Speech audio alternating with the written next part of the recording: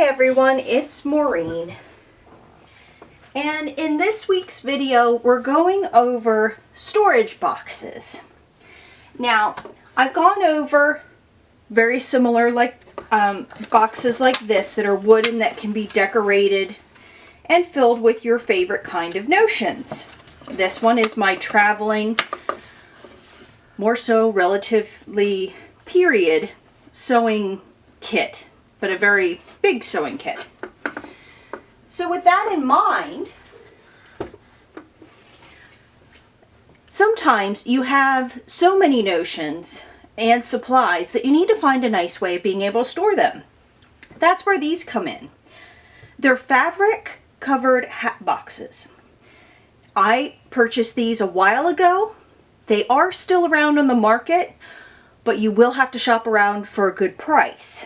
I happened to buy these two in a pair, and there was a smaller one that's about yay big. It's in a tote that I can't reach right now, but very handy. I liked that it had this chenille texture with the brocaded leaves. And currently, these are full of storage items, specifically crewel wool embroidery threads. These are ones that were left over from a project. You might find it on my blog where I made 4 panels of the unicorn tapestries. It was a kit.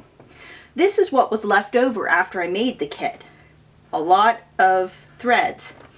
They give you extra normally in those kits in case you should use up one color a little bit.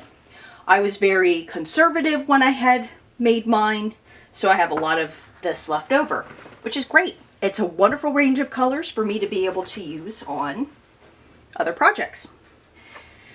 What's kind of nice about these hat boxes is you can use them for storage for just about anything, really.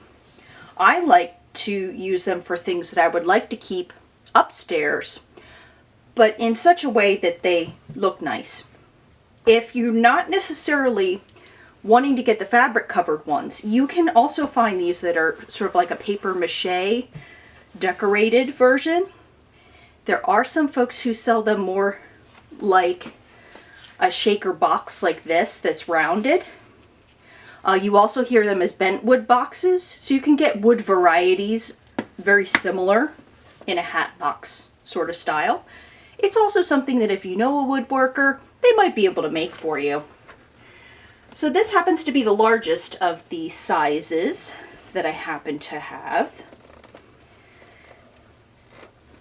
Now, this is one of the original ones that I had. Originally, it was just this beautiful sage color, and then it came with this decoration on the side. What I did is, this is an embroidery that is from Dimensions. It is now since been discontinued, but you can still find the kits. They're still available. This is crewel wool embroidery, so this is kind of what the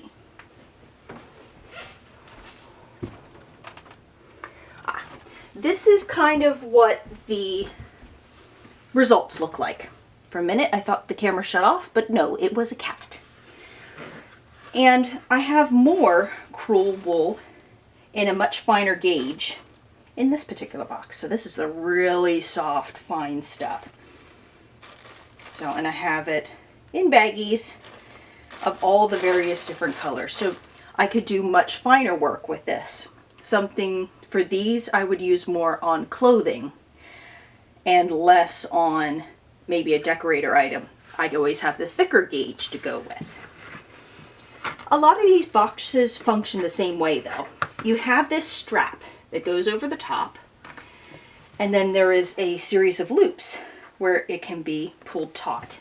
Since I have this nice embroidery on top, I don't tend to do that with this one. And these two I can stack. So let me change out here. My little unicorn friend can be over there. And then this particular one, being a smaller diameter, this is probably about 12 inches across. This is probably more like 14 to 16. And because the fabric goes up on the inside, sometimes you have to use a little bit of leverage to open it up. But here's what the cardboard paper inside looks like. In this particular box, I happen to have several kits that I had purchased. Some of them include the materials, other ones don't. And then there's some projects like this one, which is an unfinished lacework project, which we will go over in a future video. And some embroidery pieces that are finished that will be made into an item, which yet again will be in a future video.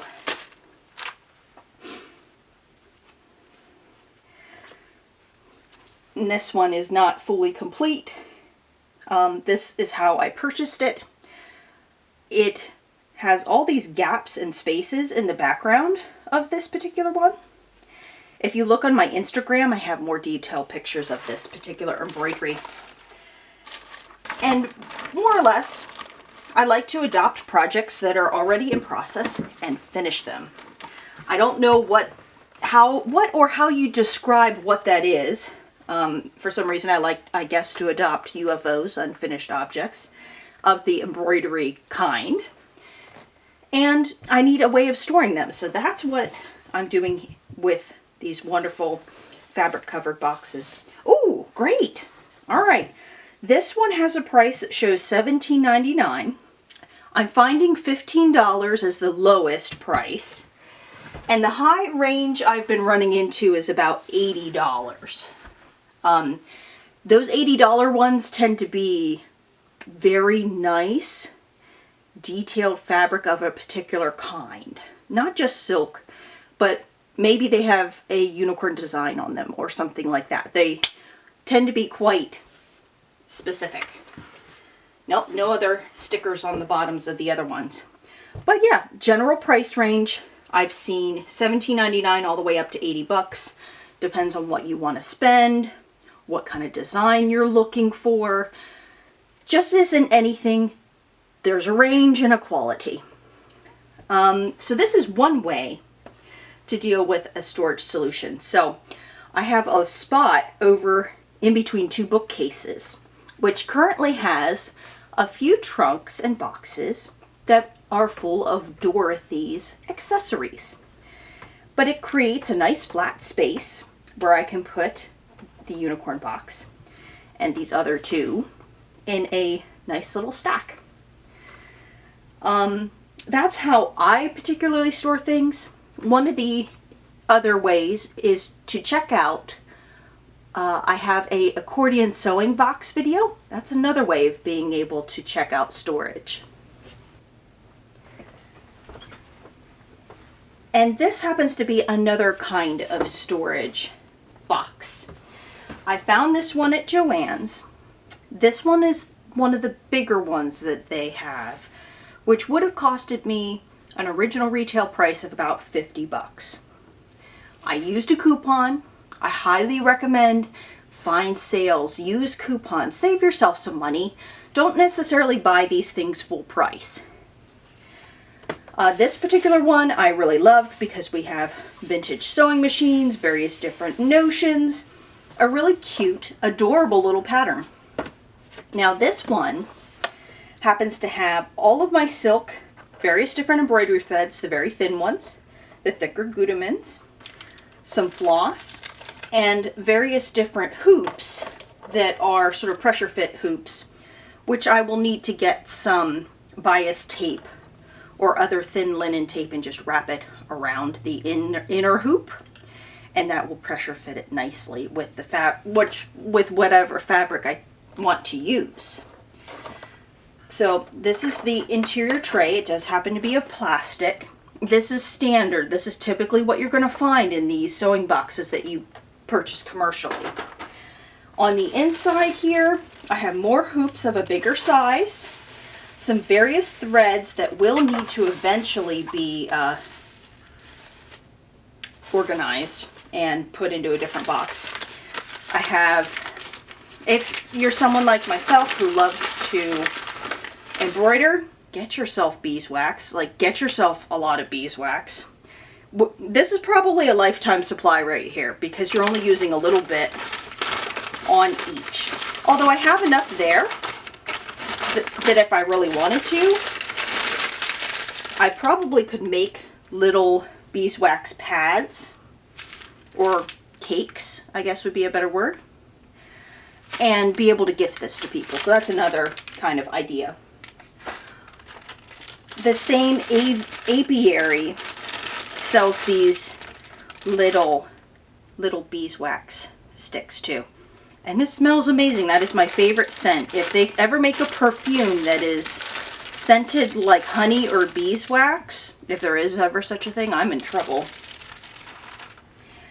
So in continuing in this box, there are, I have some silk georgette, linen napkins for some test embroidery. So this is a bigger, thicker bit. A already printed on linen piece of embroidery, some cross stitch fabric. This is a thicker cross stitch fabric, so it's even weave. And in the bottom of my box here, I have a wider silk threads and then a whole bunch of the Splendor 12 ply silk in various different colors. I bought a whole bunch of this, found it online. I believe it's still being made, but I'm not 100% sure. The other thing that I found was Krenix Silk Mori. I don't think this is being made anymore, but there was an embroidery store that was going out of business. I purchased what I could. And then I have various different silk ribbon embroideries, which can be used not just for ribbon embroidery. I can use this for trim for dolls. We're talking hair tapes, anything. So getting nice thin silk thread, or in this case silk ribbon, is definitely helpful if you're into doll making, as well as embroidery. Gives you an extra texture to play with. I have a needle point here that I bought years ago with a moon and sun because celestial things are fun. Here's some more of those embroideries. So I'm going to put those in the other smaller box. I think I'm going to put that one in there too to save some room in this box, because might as well save some room if we can. I'm not worried about the silk being wrinkly at this point because I'm going to iron it before I do anything with it anyway. More of that even weave Ada fabric. We'll put those over on the other spot. Now I will put a bit of beeswax back in. And then there is a magnetic closure on the front of this box that helps keep it closed. So this is one other modern option. This is another modern option. Now this is where I have all of my DMC cotton embroidery threads. They're all done by color. I have other ones that have not been wrapped up as of yet. And I have a few more cards, but I'm going to have to get more. If you want to be able to see what you have, if that's important, these plastic storage totes are a great way of being able to see what you have. They hold up pretty well. I would be careful about having them in any kind of damp environment because these are not watertight. There are varieties that'll have foam around the edges. They do cost more if water issues are something that's a problem for you and your items. It's something that I'm very thankful for because the basement in our house is very dry. Before I met my husband, he had French drains put in and he had the foundation reinforced. And because of that, that basement only gets water if we're having some sort of major flash flood event. And it only is just the tiniest little bit around the edges. So everything's pulled away from the walls. I I discovered that the other day. Nothing's been destroyed. It's just something that I monitor constantly. But yes, these would not be solutions, either the Hatboxes, the modern storage box, or even these plastic ones. If you're dealing with a wet environment, you'll have to find another solution for that. There are plastic storage boxes that do have sealable edges. They do cost more. But as far as storage solutions, these are the main ones that I have found that are helpful in the upstairs environment, somewhere in your home that people are going to see on a regular basis. Besides these, there are what I had mentioned, the Bentwood boxes. They could be made out of various different woods. Those are another storage solution. Yet again, not watertight, but if you wanted something decorative that maybe wasn't necessarily showing sewing items directly, and a good way of hiding it, but it looking traditional or country or somewhat primitive, this is another option. Especially since I have some nice shaker wood boxes over on the other side here. So let me do that.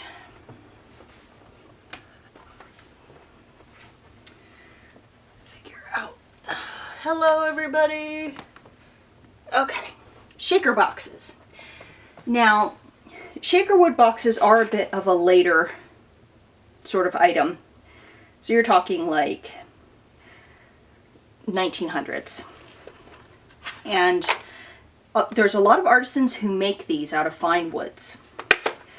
So this one happens to be bird's eye maple on the top. It is just beautiful. I have some scissors and some embroidery mitts, as I like to call them. Dritz makes these mitts for your hands because mine do get sore every once in a while. And I also have a thimble, one of my gold thimbles in here. This one is what I use for myself for my embroidery threads for what I'm currently working on. Another thimble, a big pad of beeswax, and then the needle is on my work at this time, but the needle could also be stored in here. Nice copper little tacks on these. Another bird's eye maple top. I love the wood grain on these. And the sides are made of cherry on this one. And this one is full of mother of pearl and bone and horn thread winders, a waxer, a little pin cushion, various different spool holders, and full of linen threads. And other notions are in that particular box. This one's my big one. This is all bird's eye maple as well. These two came together by the same artisan from Etsy. And in here I have my little handmade book. There's a pin cushion that was already installed in this. I have some wooden cards for making a tablet weave. This is a nice textured belt that I had purchased from the same vendor, White Wolf and Phoenix. I also was able to get some metallic threads from DMC. These are able to be purchased at Michael's. I have a second pair of Westcott scissors. I do like this brand of scissor. They're quite lovely. These copper ones I bought from Walmart with the same pair of little copper embroidery snips was in the same set. You can get brass handled ones too. They vary. I have several more threads from White Wolf and Phoenix that are linen that are in the bottom here. A tape, some silk thread, a little bit of linen material. That's about it that's in this particular box. But as far as storage solutions, if you know that you need certain items on hand on a regular basis, these boxes are great because you can order them based on their size and what you think you might need. This is walnut wood, if you're wondering what that one was. This particular one has a little handle on the big one down at the bottom. But very nice way of displaying the woodwork, and nobody knows unless they open it up that you have sewing notions in there, if that's something that you're concerned with. I have my thread box over there, so people know that I sew quite a lot, especially if they would come into this room. But I appreciate you taking the time to watch this video today.